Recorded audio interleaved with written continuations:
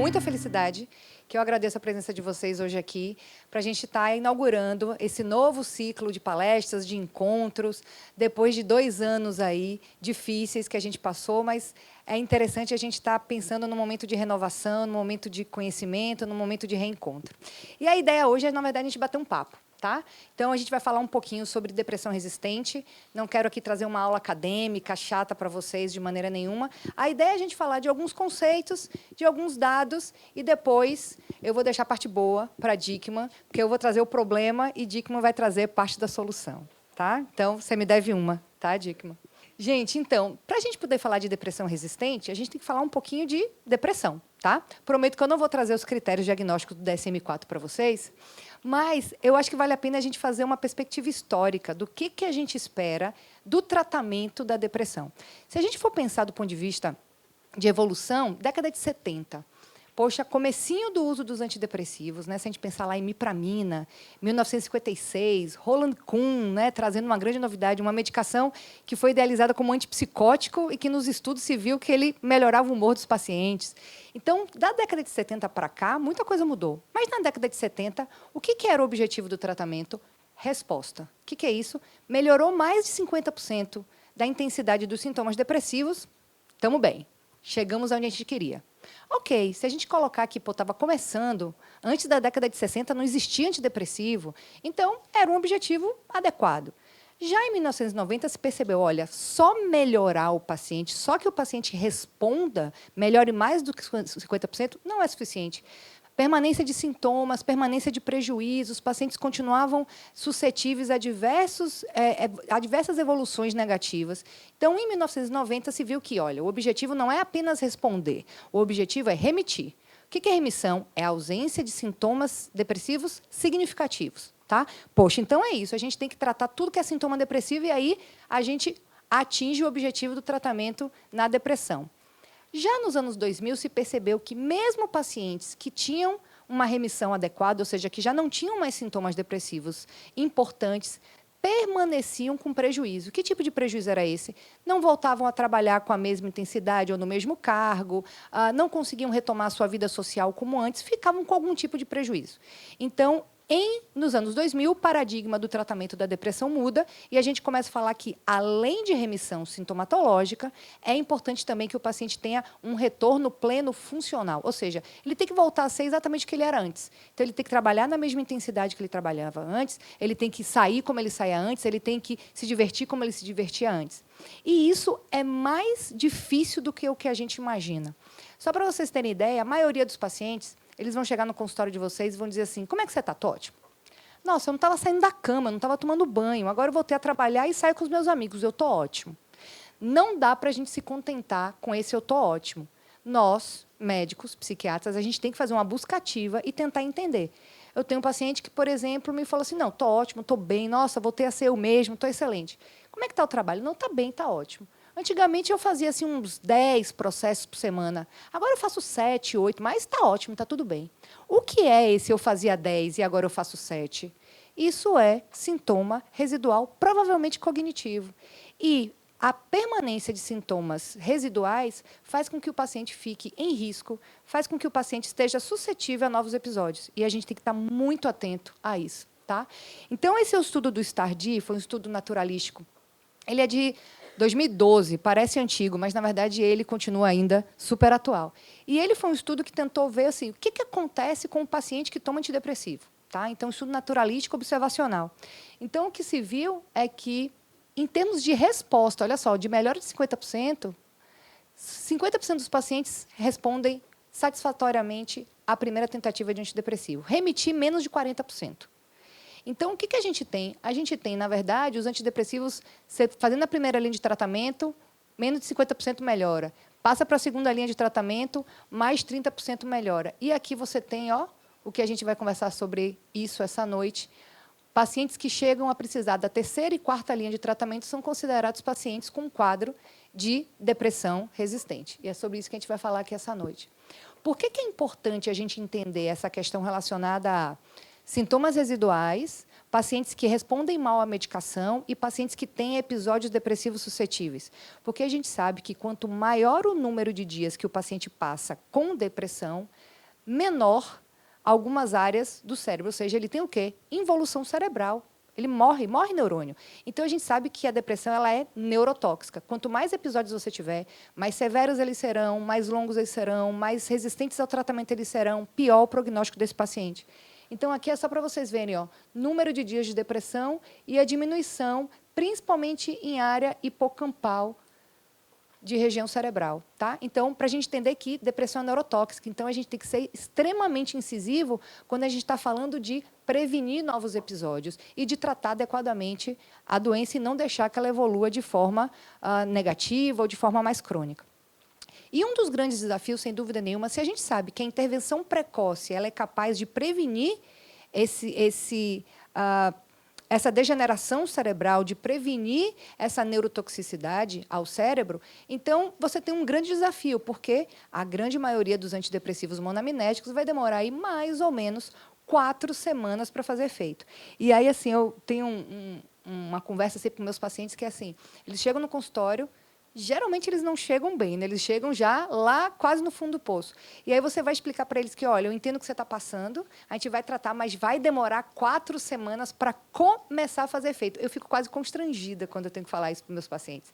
É difícil, mas os pacientes têm que entender isso. Essa era a nossa realidade com as medicações monoaminérgicas, tá? Então, só para vocês terem ideia em relação a guidelines de tratamento. Eu tenho 2 filhas pequenas, acho que a maioria de vocês sabe, uma de 4 e uma de 3. E, assim, eu invejo muitos pediatras. Pediatra é assim, criança até 50 quilos, amidalite não complicada, amoxicilina, primeira opção, clavulonato, segunda opção. Não tem erro, é só isso. Psiquiatria é o seguinte, ó. Primeira etapa de tratamento, você escolhe um antidepressivo, que vai depender da clínica do paciente, do sintoma, do efeito colateral, do histórico dele, enfim. Mas você escolhe um antidepressivo. Lembra lá na pediatria? Amoxicilina, clavulonato, né? Aqui você escolhe um antidepressivo, tá? Se o paciente não responder com dose e tempo adequado, aí você pode ou trocar o antidepressivo, ou adicionar uma outra medicação, ou trocar o antidepressivo. Tanto faz. São 3 estratégias, em termos de hierarquia, são absolutamente iguais. Então, você pode adicionar um outro antidepressivo, trocar de antidepressivo, adicionar uma outra medicação ao antidepressivo em uso. Aí, se não funcionou na segunda etapa, você passa para a terceira etapa. Aí você vai fazer o quê? Tudo de novo. Ou você vai adicionar um antidepressivo, ou você vai trocar um antidepressivo, ou você vai adicionar uma outra medicação. Tá? Então, é importante a gente entender que, quando a gente chega aqui na terceira etapa de tratamento, isso aqui já é caracterizado um paciente que não respondeu às 2 primeiras linhas de tratamento. E aí, o que é depressão resistente e por que é importante a gente identificar os pacientes que têm o quadro de depressão resistente? Será que eles são diferentes? Será que tem alguma característica clínica que seja relevante a gente entender esse processo da depressão resistente? Então, de uma maneira muito didática, o conceito de depressão resistente é o paciente que já teve 2 episódios depressivos de moderado a grave e que tratou com antidepressivos de classes diferentes por dose e tempo adequado. Ponto. Ou seja, tratou 2 vezes, não respondeu e vocês têm certeza que ele tratou por dose e tempo adequado, isso já é considerado um paciente com depressão resistente. E, segundo o Stardi, 30% dos pacientes que tratam para depressão se encaixam nesse perfil. Então, imagine, 70% dos pacientes vão responder até a segunda linha de tratamento, até a segunda tentativa. E, depois disso, você vai ter ainda 30% dos pacientes com depressão que não vão ter respondido às 2 primeiras linhas de tratamento. E aí, aqui a gente volta para o estudo do Stardi, mostrando que aqui você tem cerca de 30% dos pacientes que vão precisar de terceira linha ou quarta linha de tratamento. E o que é pior, isso é significativo porque, lembra daquela questão do retorno funcional que eu falei para vocês? Então, o que acontece é que, aqui, se a gente for entender em termos de gráfico, o paciente está eutímico, aí ele entra na depressão, e aqui é quando ele não tem resposta nenhuma, ausência de resposta. Aqui é quando ele melhora um pouco da depressão, mas não melhora totalmente, ele tem resposta. Tá? O que acontece é que, mesmo na resposta, você tem importantes prejuízos funcionais nesses pacientes. Na ausência de resposta, com certeza, ele vai continuar na mesma. Mas, mesmo que ele melhore, mas ele não melhora o suficiente, ele vai continuar com prejuízo funcional importante. E aí a gente vai ver que, assim, segundo os estudos do Sheehan, 25% dos pacientes que fazem tratamento para depressão, apenas 25%, retornam ao padrão funcional de antes. Isso é muito significativo. A gente está falando que 1/4 dos pacientes apenas tem um retorno funcional pleno depois de fazer um tratamento para depressão. Aí vocês podem dizer, não, mas isso eu acho difícil. Assim, poxa, como é que a pessoa vai ficar com sintoma residual e vai ver assim? Como é que isso funciona? Aí é para vocês entenderem o que passa na cabeça do paciente. Eu vou falar aqui uma historinha do Ricardo Boechat, vou falar para vocês, porque ele falava isso abertamente, publicamente.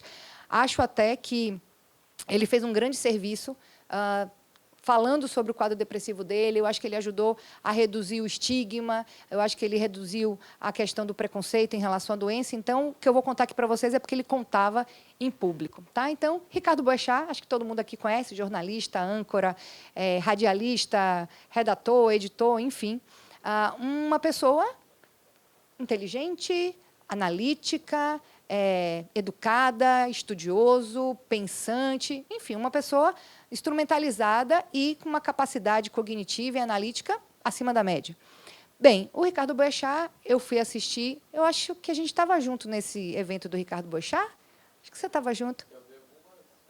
Com ele, aqui em Salvador, me lembro, no hotel lá no Campo Grande. Dickmann estava comigo nessa.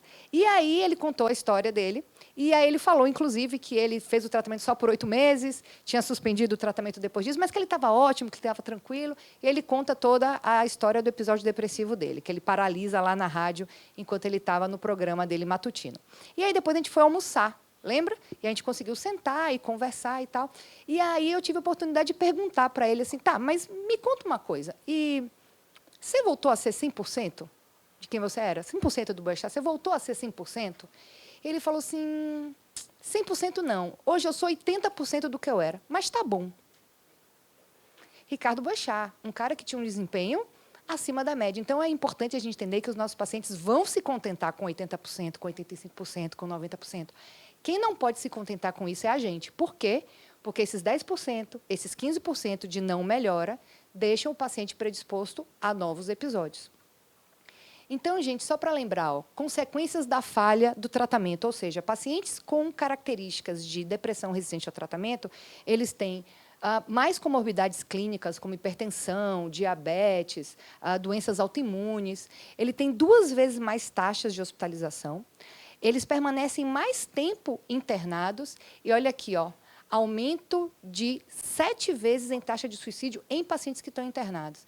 Então, a gente tem uma relação importante entre depressão resistente ao tratamento e maior risco de suicídio, que, sem dúvida nenhuma, é o pior desfecho que a gente pode pensar para os nossos pacientes. Além disso, quando a gente fala do ponto de vista funcional, para a gente entender o papel da depressão resistente na vida dos nossos pacientes, uma pessoa, em média, ela pode faltar ao trabalho por motivos de doença 6 dias por ano, em média. Uma pessoa com depressão normal, pode faltar, em média, 21 dias de trabalho no ano. E uma pessoa com depressão resistente pode chegar a faltar 36 dias, em média, ao trabalho. A gente está falando de quase o dobro, 80% a mais da depressão resistente comparado com a depressão. Então, sem dúvida, é um quadro mais grave, é um quadro que causa mais impacto e é um quadro que, sem dúvida nenhuma, ele é relevante. Os estudos internacionais falam daquela prevalência que a gente já conversou de mais ou menos 30% de depressão resistente entre os pacientes com depressão. Só que esse estudo feito aqui na América Latina mostrou que no Brasil isso é mais grave ainda. Tá? Então, esse estudo aqui que comparou México, Colômbia, Argentina e Brasil, a taxa do Brasil foi a mais alta. 40% dos pacientes avaliados nesse estudo apresentavam critérios para depressão resistente. Então, não é a exceção. A depressão resistente ela não é uma coisa rara e a gente tem que estar atento a isso nos nossos consultórios. Além dela ter uma prevalência alta, a depressão resistente ao tratamento ela tem uma severidade maior dos sintomas, em geral, em todos os sintomas. Aqui é comparando Argentina, Brasil, mas olha aqui, os pacientes com depressão resistente ao tratamento, em vermelho, tinham intensidades de sintomas depressivos bem maior do que pacientes com depressão não resistente ao tratamento. Então, por todos os motivos que a gente falou aqui, comportamento suicida, maior prejuízo funcional, maior severidade dos sintomas, sem dúvida a gente tem que estar atenta à depressão resistente. E como eu falei antes em relação a comportamento suicida, que sem dúvida nenhuma é uma questão que a gente sempre está atento, porque suicídio a gente não trata, suicídio a gente previne. Então, a gente tem que estar muito atento a isso. Os índices de comportamento suicida, como ideação suicida ativa, sem plano, com plano, são extremamente altas nos pacientes com depressão resistente ao tratamento. Se a gente pensar que ideação suicida ativa com intenção e plano factível, quase 60% dos pacientes com depressão resistente, em algum momento da vida, vão cursar com uma ideação com plano, que a gente está falando que é a última etapa antes da tentativa de suicídio. Então, gente, só para resumir, porque eu vou deixar a parte boa para a Dickmann, tá? De novo, você está me devendo uma? Só para a gente finalizar, então, lembrar que a depressão resistente ao tratamento é um quadro grave, com pior prognóstico, ela é extremamente prevalente e está associada a um maior risco de comportamento suicida. Ocorre em quase 1/3 dos pacientes, e isso aqui é o importante. Intervenção precoce pode prevenir a neurodegeneração, ou seja, a neurotoxicidade, e pode fazer uma diferença incrível na evolução desses pacientes. Então, gente, só para finalizar, eu termino com uma frase do Ricardo Boechat, que ficou famosa, quando ele relata que a depressão não escolhe vítimas por seu grau de instrução ou situação econômica. A depressão castiga, sem piedade, e da mesma forma, pobres e ricos, anônimos e famosos. Então, é com essa mensagem final aí do Boechat que eu encerro a minha apresentação.